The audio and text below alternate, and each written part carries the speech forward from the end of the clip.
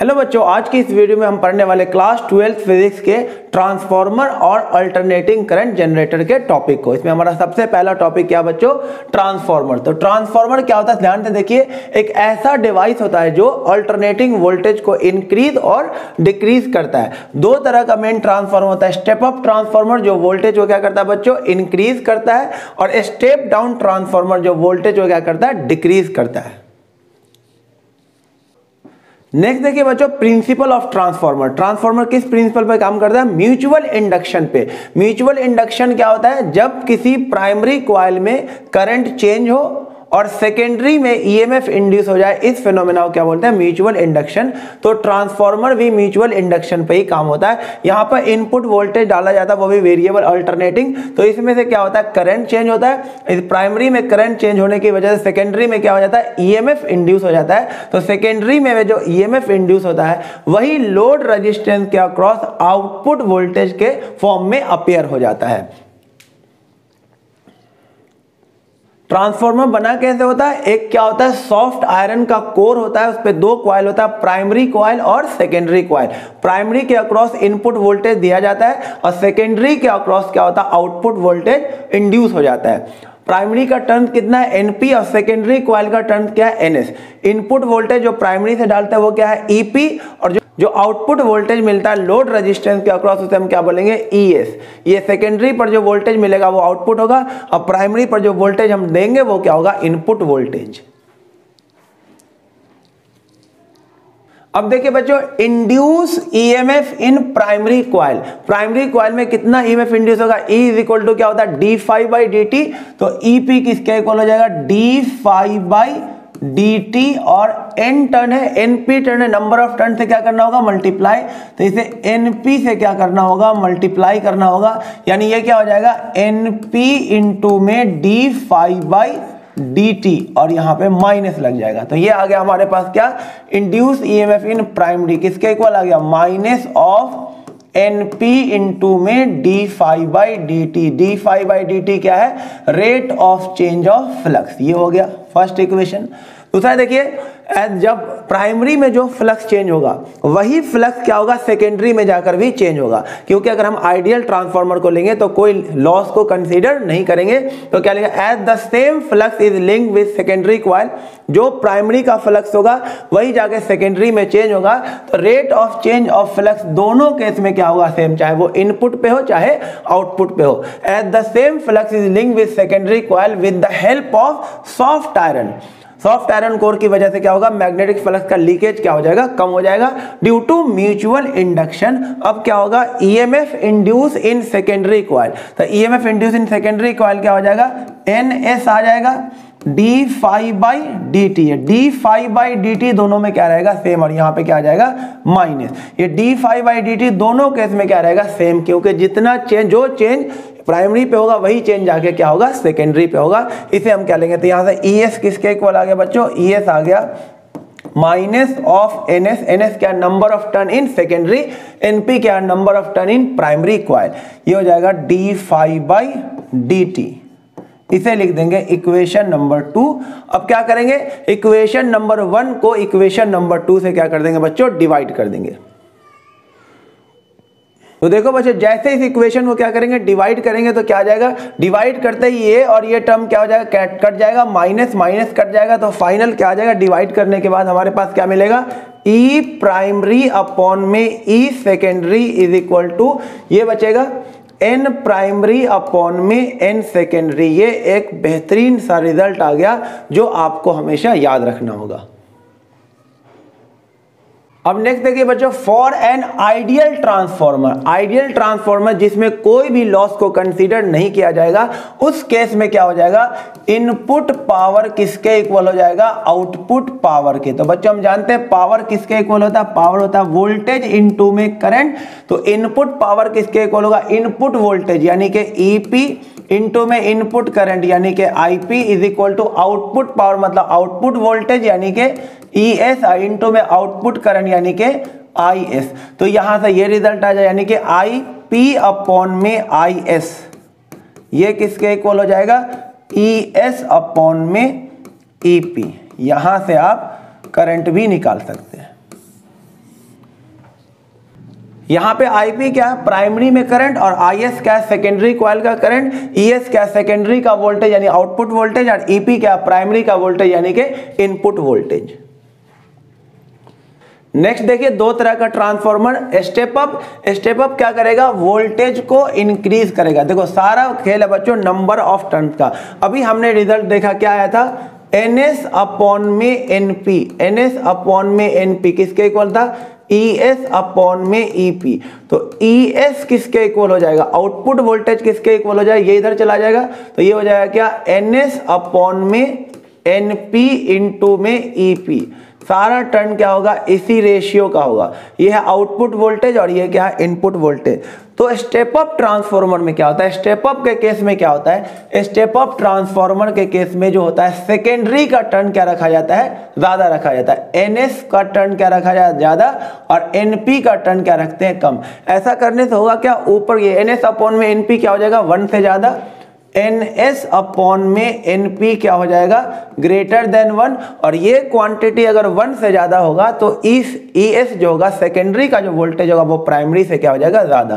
तो ऐसा करने से सेकेंडरी का वोल्टेज यानी आउटपुट वोल्टेज क्या हो जाएगा, इनपुट वोल्टेज से कम हो जाएगा। और यही काम तो होता है स्टेप अप का। स्टेप अप काम क्या होता है, आउटपुट वोल्टेज को इंक्रीज करना as compare to input voltage. तो इसमें जो अगर हम सिंबल बनाएंगे स्टेप अप ट्रांसफार्मर का, तो इसमें क्या होगा, सेकेंडरी का टर्न्स क्या होगा, ज्यादा, और प्राइमरी का टर्न्स क्या होगा, कम। तो प्राइमरी में टर्न्स क्या होगा, कम, और सेकेंडरी में टर्न्स क्या होगा, ज्यादा। ये कौन सा ट्रांसफार्मर हो गया, स्टेप अप ट्रांसफार्मर।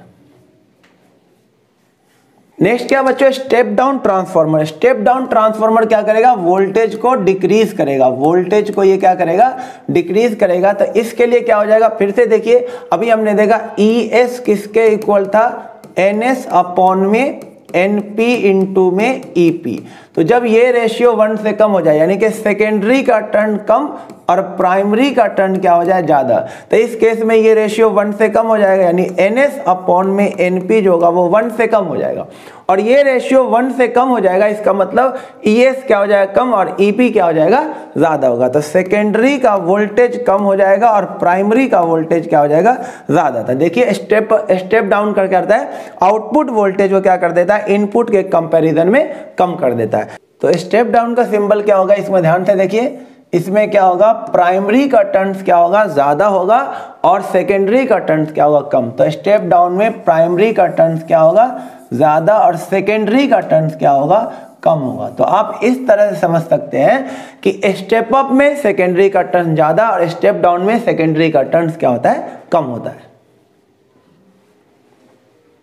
अब देखिए बच्चों कुछ इंपॉर्टेंट पॉइंट है ट्रांसफार्मर के रिगार्डिंग। देखिए सबसे पहला पॉइंट है एडी करंट लॉस। जो ट्रांसफार्मर में जो लॉसेज होंगे उसके बारे में हमें पढ़ना हो, काफी बार क्वेश्चन एग्जाम में आता है, और उसको कैसे कम किया जाता है। एडी, देखिए एडी करंट लॉस कैसे होता है, जब मैग्नेटिक फ्लक्स क्या होता है, सॉफ्ट आयरन कोर के ऊपर चेंज होने लगता है, तो उसके ऊपर एक करंट बनने लगता है जिसे हम बोलते हैं एडी करंट। उसकी वजह से आयरन कोर में क्या होता है, लॉस होता है, उसे हम क्या बोलते हैं, एडी करंट। उसे रिड्यूस कैसे किया जा सकता है, एडी करंट को रिड्यूस कैसे कर सकते हैं, सॉफ्ट आयरन कोर जो है, जो आयरन का कोर, उसे लैमिनेट कर दिया जाता है। तो लिखा हुआ देखिए, core of transformer is laminated to reduce eddy current. Eddy current को हम कैसे कम कर सकते हैं, सॉफ्ट आयरन कोर को लैमिनेट करके। दूसरा क्या, copper losses due to Joule's law of heating produce in primary and secondary coil.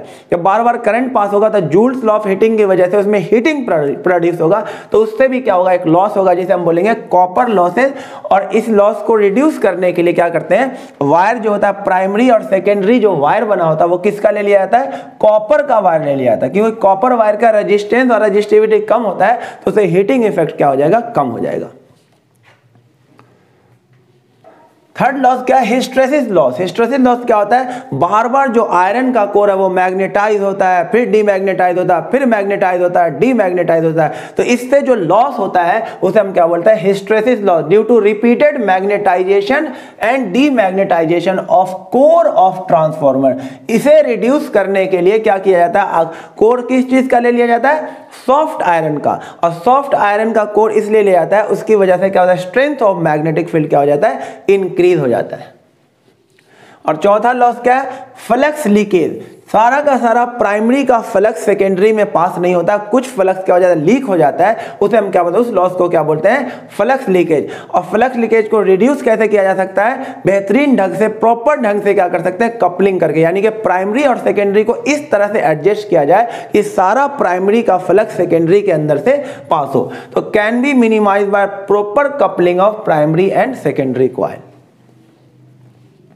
अब देखिए बच्चों, नेक्स्ट टॉपिक हमारा AC generator, alternating current generator. एक ऐसा डिवाइस जो क्या करता है, अल्टरनेटिंग करंट प्रोड्यूस करता है। इसमें होता क्या है, बेसिकली मैकेनिकल एनर्जी कन्वर्ट हो जाता है किसमें, इलेक्ट्रिकल एनर्जी में। तो अल्टरनेटिंग करंट जनरेटर क्या है, एक ऐसा डिवाइस जो मैकेनिकल एनर्जी को कन्वर्ट करता है इलेक्ट्रिकल एनर्जी के फॉर्म में, क्या प्रोड्यूस करके, अल्टरनेटिंग करंट प्रोड्यूस करके। अब इसको ध्यान से देखिए, दोनों डायग्राम बनाया मैंने, फर्स्ट हाफ साइकिल का और सेकेंड हाफ साइकिल का।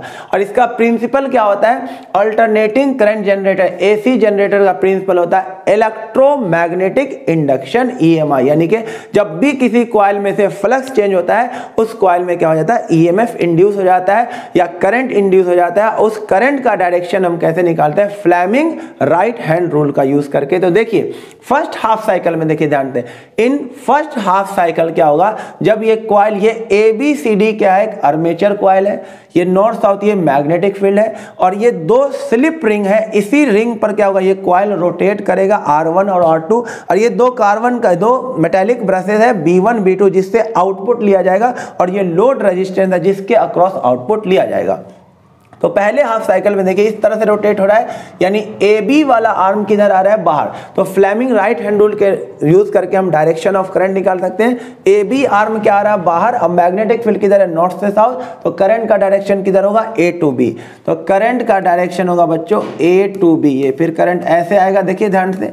तो यहां देखिए CD वाला किससे पास हो रहा है, R2 से, तो ऐसे निकल जाएगा, फिर ये आएगा और फिर इसमें से निकल जाएगा करंट, और ये इस तरह से चला जाएगा। नहीं, करंट का डायरेक्शन किधर होगा, B2 to B1, B2 से B1 होगा करंट का डायरेक्शन पहले हाफ साइकिल में। अब नेक्स्ट हाफ साइकिल में देखिए, जब ये घूम करके ऐसा आ जाएगा तो CD इधर आ जाएगा और AB यहां पर चला जाएगा। अब ध्यान से देखिए, हमें जो इसका डायग्राम बनाना होगा, ध्यान से, AB किससे जुड़ा हुआ है, R1 से, और CD किससे जुड़ा हुआ है, R2 से। तो यहां भी आपको AB को R1 से ही ऐड करना होगा। तो ये AB किससे ऐड होगा, R1 से ही कनेक्ट होगा। और CD किससे कनेक्ट हो रहा है, देखो CD कनेक्ट है R2, स्लिप रिंग R2 से, तो CD को भी R2 से कनेक्ट करना होगा। तो आपको इसको अंदर से भेज करके ऐसे कनेक्ट करना होगा। अब आप ध्यान से देखिए, अगेन यहाँ पे फ्लेमिंग राइट हैंड रूल, यहाँ पे ये बाहर आ रहा है, अब CD बाहर आ रहा है, तो CD का मोशन हो गया बाहर, मैग्नेटिक फील्ड हो गया नॉर्थ से साउथ, तो करंट किधर हो जाएगा, ऊपर की तरफ। तो करंट का डायरेक्शन होगा D से C, ये हुआ करंट का डायरेक्शन, ऐसे होगा, ऐसे आएगा, ऐसे आएगा। और AB वाला करंट तो R1 में से ही गुजर जाएगा, तो R1 में से निकलेगा, करंट का डायरेक्शन क्या हो जाएगा, ये हो जाएगा। तो इस बार करंट का डायरेक्शन किधर हो गया, गौर से देखिए, नीचे, यानी B1 to B2। देखो, तो अल्टरनेटिंग करंट जनरेटर क्या करता है, अल्टरनेटिंग करंट प्रोड्यूस करता है, यानी कि एक सर्टेन टाइम के बाद देखो करंट का डायरेक्शन क्या हो गया, रिवर्स हो गया।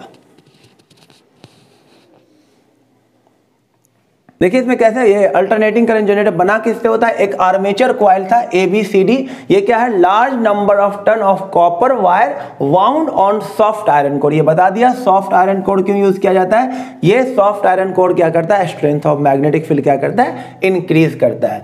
दो स्लिप रिंग था, अभी आपने देखा, दो स्लिप रिंग था R1 एंड R2। इसका काम क्या होता है, ये मूव, ये क्या करता है, इस पे आर्मेचर कॉइल क्या करता है, मूव करता है, इस रिंग पे ये कॉइल क्या करता है, मूव करता है।